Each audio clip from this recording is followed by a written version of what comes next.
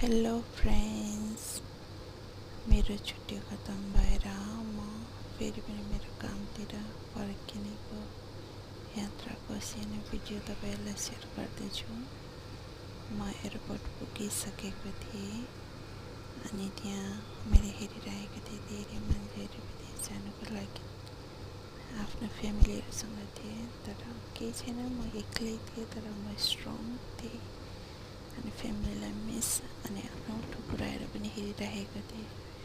अनि मेरो boarding pass भएर भित्र गएर म वेटिङ रुममा पर्खिरहेको थिएँ। अनि त्यहाँ धेरै मानिसहरूलाई पनि देखिरहेको थिएँ बोर्डिङ पास भइसक्यो अनि म फ्लाइटतिर इन्टर गर्न थालेँ। अनि तपाईँलाई मैले सानो फ्लाइटको भ्यूहरू पनि देखाइरहेको छु।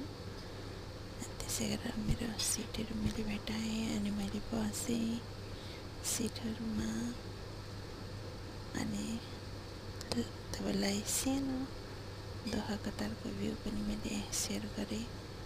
अनि त्यसको पछि फेरि ल्यान्डिङको समयहरू आइसकेको थियो अनि फेरि आफ्नो काम गर्ने प्लेसमा फर्किने टाइम पनि भइसकेको थियो। अनि त्यतिखेर चाहिँ धेरै मनमा एउटा चिन्ताहरू पनि थियो, एउटा दुःख पनि थियो, कता कता एउटा मनमा अफसोस पनि थियो, खुसी पनि थियो। तर पनि सबैजना एक दिन त फर्किनै पर्ने हो आफ्नो काम गर्ने ठाउँमा भनेर म पनि त्यही इच्छाहरू लिएर